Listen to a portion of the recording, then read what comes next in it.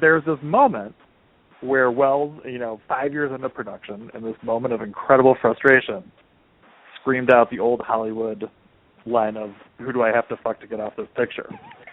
And I remember reading that, and actually that was originally what I wanted to call the book, and my publisher was like, no chance. But what really struck me was I thought he wrote it, he directed it, and he's producing it. I'm like, he's got to fuck himself. Right. And that really was, I think, ultimately that was that was the biggest thing. It was, initially it was the stories, but I read that and I thought, God, this is such a weird thing because the story has all these autobiographical elements. It's got all these people from his actual life, but he's kind of denying, playing versions of himself, but he's kind of denying that this is really about him. But it's like the Stephen Colbert, portrait of him standing in front of the portrait of himself, in front of the portrait of himself, in front of the portrait of himself. Mm. And so I thought, God, this is such an interesting thing because you've got this guy who's arguably the greatest filmmaker, of ever, making this movie where he's kind of making a movie about himself, and he's lost to some extent in his own creative process. So what I want to know, before we get into the actual film that you're writing about, something that's always fascinated me about Wells, he's always struck me as kind of the most tragic Hollywood story because this was cinema's most brilliant creative mind, I think. Yeah. And Hollywood turned its back on him. And right. I've seen interviews with him where he's been kind of self-deprecating, and he said, I just picked the wrong line of business, or but how broken was he over that dismissal and all the struggles he had to endure throughout his life just to make a film? I think he was both really, one of the things about him, and it could be said of anybody, but I think with him, it's just so much more this way, is he was, this real, he's really an all-encompassing figure. So whatever you can say of him that's true is also the opposite is true. So in this one sense, he was really broken by this experience. Yes, I think it was incredibly demoralizing for him, and I think he was, and I think he, did feel to a great extent like he had been betrayed by the system, and he'd been, betrayed by, the studios. Yet at the same time, once the world changed, like around 1970, and New Hollywood came around, his first thought was, okay, this is a great place for me to go back to because now the filmmakers are in charge. Yet soon he was saying stuff like, when Harry Cohn was running Columbia, it was great because then you knew where you stood. They were making 50 movies a year. So he always, kind of contradicted whatever he said. But, I do know, there was, this whole thing of him having to hustle for money that was, I think, just horrible, and which he was well suited to in the sense that he was an extraordinarily charming and charismatic guy. But he said something like, my life is 98% hustling, 2% filmmaking. It's no way to live. And I think for him, he really lacked. The tragedy was that he lacked that person who made it all happen for him on the business and organizational end. I think he kind of had that with John Houseman prior to Kane. And then that really flamed out, and he never found that person again. And I think that was, he was a flawed guy. He was a great man, but a flawed man. And I think, his real flaw was that he could not align himself with good people consistently who would make it so that, he could do what he did best, which was really just kind of show up and be Orson Welles and right.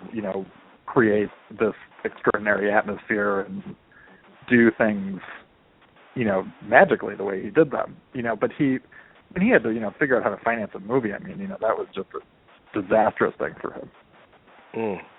Well, the irony here is that he was New Hollywood during the old Hollywood. And I mean, yeah. I think he could have redefined a movie several times over had he been given free rein in the paint box. But this, when he ventured to make this film, The Other Side of the Wind, it was the dawning of the New Hollywood.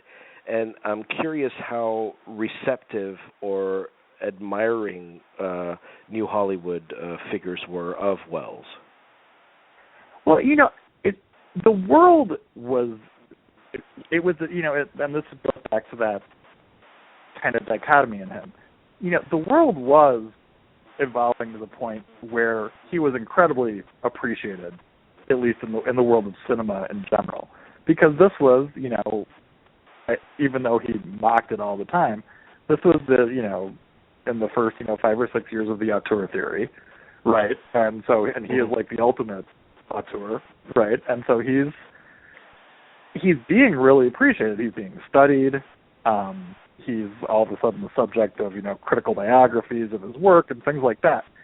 So he's kind of in vogue from a cinematic sense when he comes back.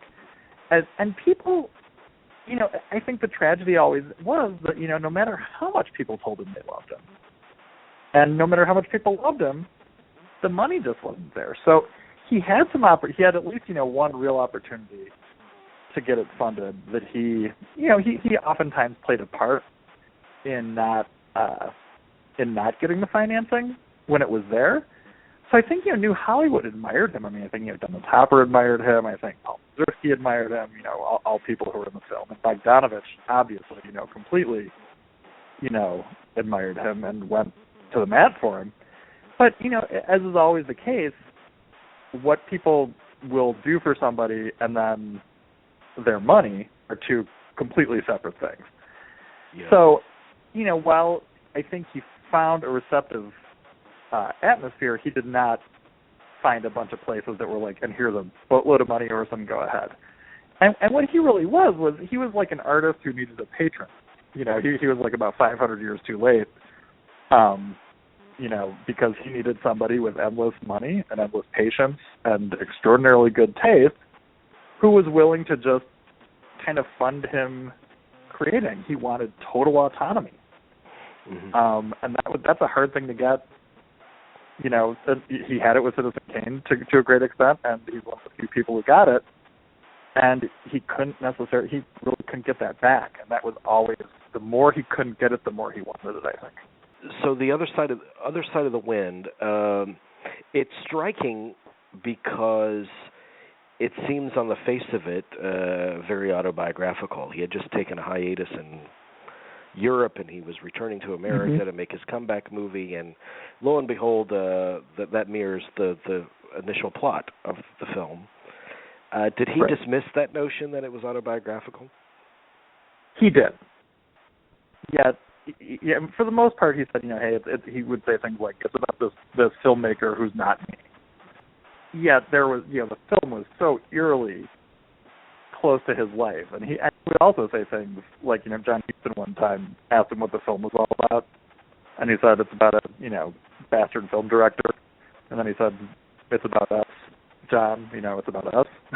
So there were times where he acknowledged it, but he did a great job of whatever was, it was very much, at the start it's like this art imitating life, but by casting John Huston as this kind of John Huston, Hemingway-esque director who's having a lot of the life experiences Orson Welles is, he did a great job of masking it, because he could always say, well, I'm not that guy.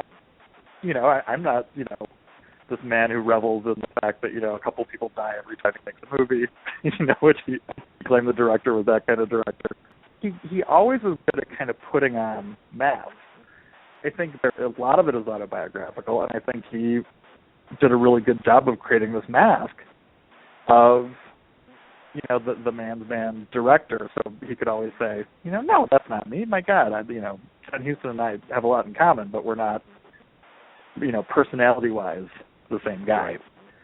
So I think, but that said, he cast, it's one of the most bizarre things I always think about is how Bogdanovich started out in 1970 when he'd only directed, one Roger Corman movie, and was writing a book about Wells. He starts out as a guy who's writing a book about the main character.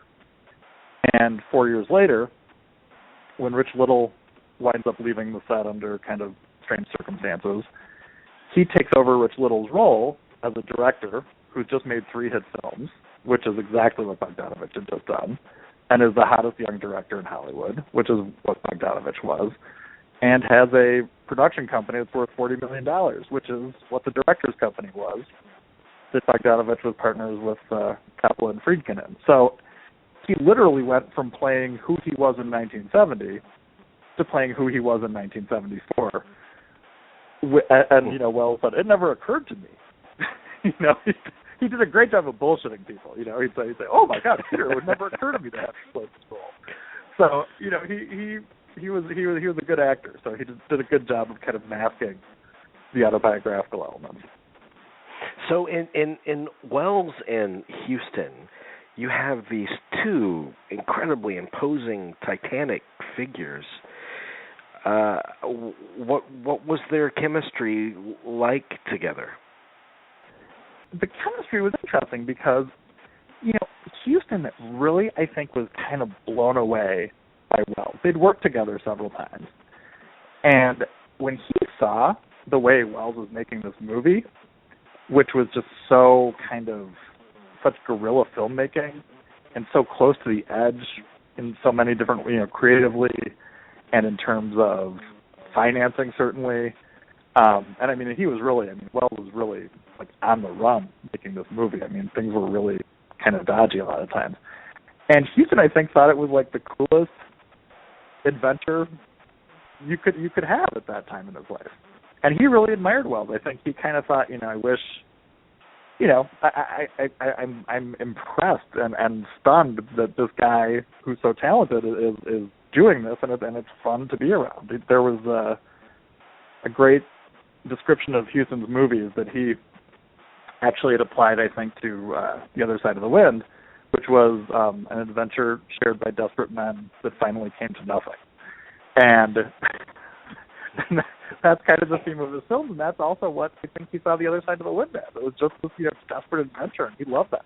So yeah, he really admired Wells, and Wells really, really loved Houston. I mean, I think they really, they weren't necessarily the closest friends in the world, but they really just, loved and admired the hell out of each other. It was originally scheduled to be an 8-week shoot. Yeah. Yeah. Didn't work out that way. Yeah, it kind of worked out a bit differently. Yeah. As it went from weeks to years, was the conception of the film, was it very very fluid? I mean, did the definition of what the film was change constantly over time? Yeah, that, again, I mean, this was, I think, one of the things I found the most fascinating. Yes, first of all, Wells compulsively rewrote the film. And so he had the script he had started out with, that he'd started writing sometime in the mid-50s when his main character was a novelist, like Hemingway, and then turned it into this film director. But his idea initially was, I've written this script over and over and over again. I've got so much information. I know everything about every character. I know about their parents. I know about their grandparents. So there's all this depth he brought to the conception of the film. But he'd written so much, yet he said, when we started filming, I'm just going to throw the script away until let the actors improvise based on their ideas, based on what I told them about their characters and their situations. And the film will arise from that. Yet, they would, so he'd show them the script. They'd all sit together and improvise how the scene might work. They'd rehearse it and rehearse it and rehearse it. And then sometimes they'd shoot it, and Wells would, think, wow, that was great, but I can improve on that. So he'd go home that night, and he never slept, ever. Like, ever, ever, ever. So he'd sit up at night, and he'd rewrite what was going to happen the next day based on what had happened that day. So it was like this completely bizarre thing where he was continually in the process of revising the script, he was also editing, shooting, and writing at the same time, almost all the time, which is just such a bizarre merger of all the, of all the artistic processes involved in making the film. So that was one thing. The other thing was, like I said, that there was this evolution of characters and evolution of the story. I mean, when Pauline Kael wrote Raising Cain, which kind of said he wasn't the genius behind Citizen Kane, he added a character kind of like Pauline Kael. Right. It was fluid in that way. I mean, he's like, that person's pissing me off. I'm going to put a character like them in the movie. And then the last thing was, it really went from, this fluid thing where the art was imitating things happening in real time in his life and on the set. But then his life kind of started imitating things that happened in the movie. Probably the best example being the character in the movie is looking for end money to finish his film. And Welles goes to the AFI, most of the film shot, when he's being honored with the Slave Achievement Award, shows the clip, says the character is looking for end money, and he is literally there looking for end money. And after that, everything in his life kind of starts, he has a falling out with Bogdanovich that very much mirrors the falling out that Huston's character had with Bogdanovich's character in the film. It's just it gets really odd and murky and surreal after that. Did he the Pauline Kael piece? That always struck me as a piece that she wrote to. I don't know if she quite believed it. It seemed like just an excuse to be provocative and incendiary in some ways. And I happen to love Pauline Kael, but yeah, I do too. But I think you're absolutely right. You do think? Okay. Yeah, I mean, yeah, I think it was. From what I've understood of what all happened. I mean, yeah, I think she was a great champion of Wells's, and had written a piece for I think the New Republic, maybe in the mid '60s when Chimes at Midnight had come out, saying, this is this extraordinary film. This guy could have been the man who redeemed all of American filmmaking, but people just, his movie won't even stay in art houses, because people just don't get it. And so she really championed him, yet she had this weird, and being a writer, I guess, I can appreciate she had this weird fixation that the writers don't get enough credit. And they're the ones who always get short shrift. And she hated the auteur theory, and she thought, hey, I think maybe, Orson Welles, who's the ultimate auteur, took too much credit for Citizen Kane and went out to prove a point. She had a theory based on not much, that that Mankiewicz was really the genius behind Citizen Kane, and she went out to prove that. And she was a critic and not a journalist. Right. So she wound up really not doing a ton of research. So she wrote the piece. It was incredibly provocative. It helped her profile a great deal. Then, Welles and Bogdanovich responded under Bogdanovich's name, kind of debunking literally everything she had proven in the piece. And there was a great story where she, when she read Bogdanovich's response in Esquire, 9 months later, she was with Woody Allen, and she turned white as a sheet, and she said, "Oh my God, how am I going to respond to this?" And Woody Allen just looked at her and he said, "Don't." It was like it's what sometimes you read things like that, you're like, God, that's such a good piece of advice. Yeah. And that was the case. I mean, she, I think, went out over her skis and thought she was going to get away with it because she was Pauline Kael. And then she got nailed, but the damage was already done. I mean, I think it was really devastating for Welles. I mean, it took away the one thing he always had. The film is currently, I know that there's an Indiegogo campaign set up to help complete the editing of the film so it can finally get out there and be seen. But once it is seen, what do you think the film will? How do you think the film will serve how we view his output? What kind of accent will it put on his career retrospective? That also is a difficult question. It's going to be interesting to see how people react to it. It's a very, one of the things that's remarkable about it is, it's essentially two films. It's the film that the filmmaker is making, that the director at the center of the picture is making, and that's kind of he's making what Welles thought somebody who was an old studio director would do if they were trying to make an Antonioni film. So it's kind of, and he hated Antonioni. So it's kind of like it's mocking that kind of filmmaking, and then but the storyline of the film is the story of the one day and the last day in the life of the director, which is this birthday party for him where he's trying to get people to look at the film and finance it. And what's interesting about that is he made it in this real kind of documentary cinema verite fashion where it's all these super quick cut kind of jumpy things that are almost it's cut almost like Natural Born Killers or JFK or something that didn't come until 18 years later. So it was incredibly ahead of its time. Now, it won't be seen that way necessarily now unless you really understand film.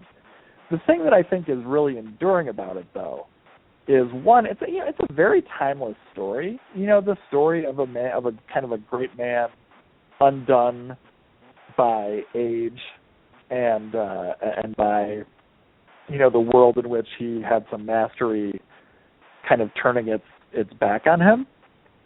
So it's got a very timeless story. And then the thing that really, really, I think is extraordinary are the performances, particularly Huston and Bogdanovich. Huston is incredible because both of those guys have these very firm and identifiable public persona. Huston is John Huston. He's this adventurous, swashbuckling man's man filmmaker, and he gets him to do that, incredibly well. He's playing John Huston, playing this part, but he just somehow got these little moments of frailty and moments where Huston is kind of raw and emotional and not impervious to everything. Because Huston's the most impervious guy ever. Nothing can kind of kill John Huston in real life and on screen. And there are these little moments where you see this loneliness inside of him, and you see this pain and this real